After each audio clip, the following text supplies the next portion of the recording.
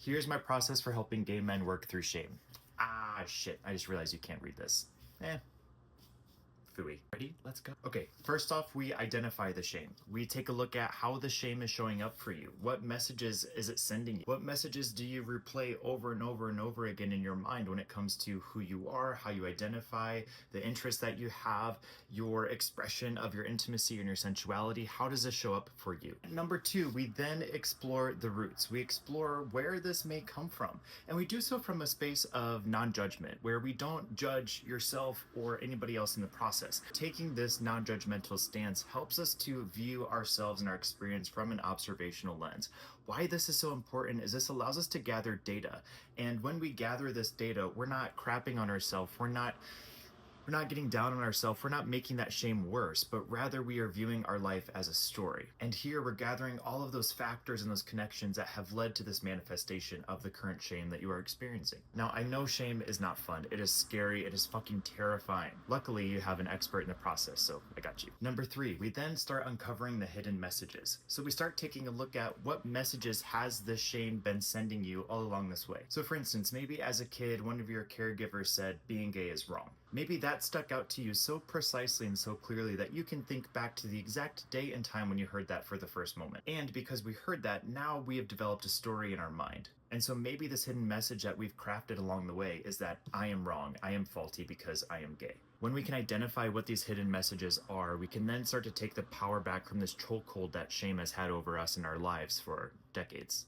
Number four, we then start rewriting the narrative. So here we start rewriting the story that you've been telling yourself. This is such a powerful, powerful step. And here is where you'll really start to feel the change happen.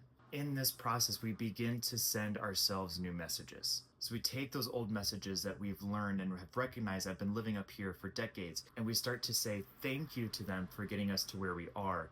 And also, how can we start to put these down to put new messages, more helpful messages in our mind? This process is so fun and it's powerful because here you'll really begin to start building this new relationship with yourself. And I guarantee you that you'll start to feel love and self-compassion that you've never felt before. And for this last step, we'll create a self-love practice just for you. So here, with the individualized work that we've been doing, when we've been taking a look at shame, how it's been showing up for you, and these new messages that you're crafting for yourself, we then create a practice that you can do on a daily basis that helps you to solidify these new messages. What's really cool here is not only is this a practice of self-love, but it's also a practice of relational love. So here, this looks like us coming up with affirmations, tools, techniques, embodiment practices, relational practices, exercises that we can utilize on a daily basis to help us reaffirm our new relationship with ourselves and take it from a mental component into an embodied,